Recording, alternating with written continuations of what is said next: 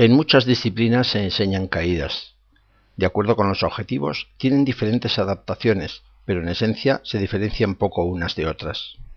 En cualquier caso, en DCI se sigue el mismo criterio que con el resto de las técnicas que aplicamos, es decir, que sean simples e intuitivas, es decir, fáciles de aprender, que se mantengan las capacidades a pesar del paso del tiempo con un mínimo de prácticas, fáciles de recordar, y que se puedan divulgar a otras personas de un modo sencillo, fáciles de enseñar.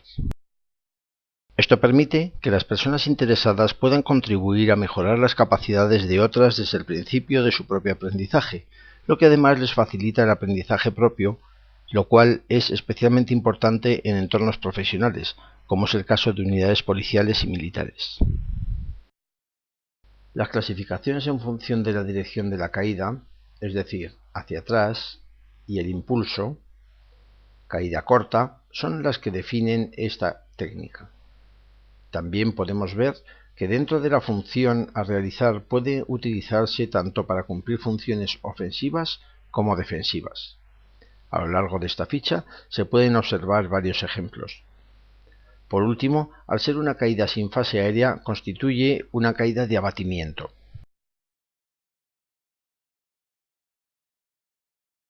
La caída trascorta es la técnica más adecuada en caso de sufrir un desequilibrio hacia atrás irrecuperable cuando nos encontramos ante un adversario muy próximo.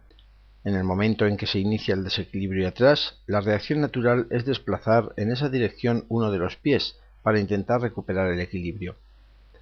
Los brazos se lanzan hacia adelante para contrarrestar el desequilibrio en lo posible. Además, esta acción evita el reflejo natural de intentar apoyar las manos en el suelo, que puede acabar con una lesión en las muñecas, codos o clavículas, a la vez que nos puede permitir proteger de ataques la zona frontal, es decir, rostro y cuello, mediante bloqueos en caso necesario. En el ejemplo se ha atrasado el pie izquierdo, por lo que la cadera de ese mismo lado quedará algo más atrasada, debiendo aproximarse rápidamente al pie más próximo mediante la flexión activa de la rodilla trasera, a la vez que se arquea la espalda para formar una superficie circular donde poder rodar.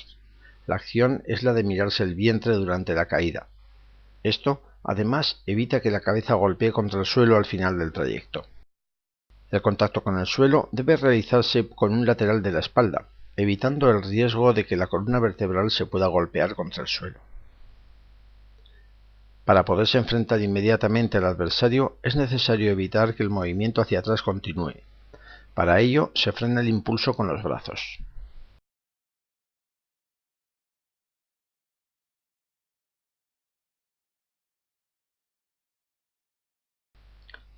Inmediatamente tras la caída, es necesario atender a una posible continuación inmediata del adversario, por lo que lo más habitual es adoptar una de las guardias defensivas en suelo.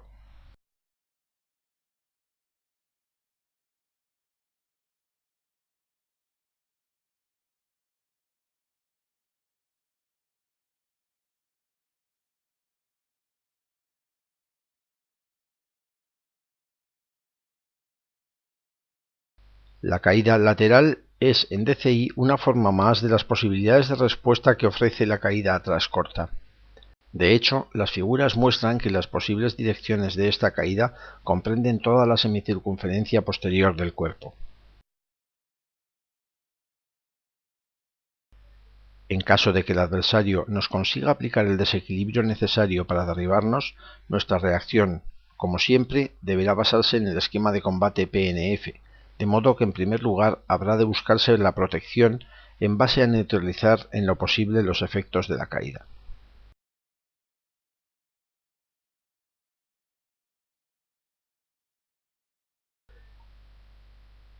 En este ejemplo, la acción del combatiente es la misma que en el caso anterior, pero aquí el adversario se resiste y se logra separar del combatiente, por lo que puede continuarse con las armas que conservan el alcance, es decir, las piernas, lanzando una potente patada frontal sobre el rostro, que muy probablemente constituya la finalización del combate.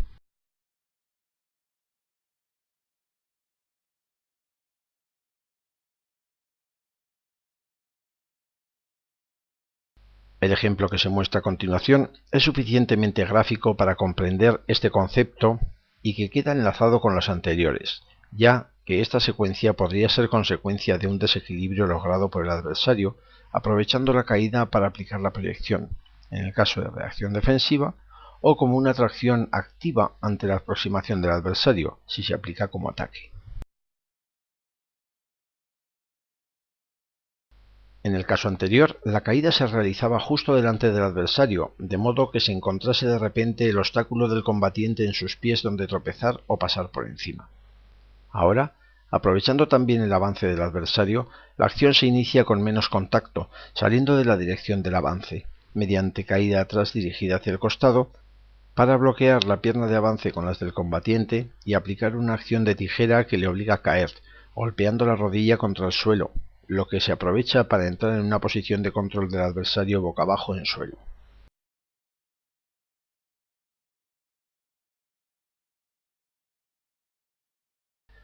Las acciones anteriores se basan en el desplazamiento del adversario hacia adelante, ya sea de forma voluntaria o provocada. En esta ocasión, el desequilibrio es al contrario, de modo que el adversario inicia un movimiento hacia atrás, o el combatiente aprovecha para aplicar un desequilibrio en esa dirección, a la vez que se pasa una pierna por detrás de las suyas, separándole un pie del suelo y continuando el movimiento de caída para finalizar la acción en el suelo.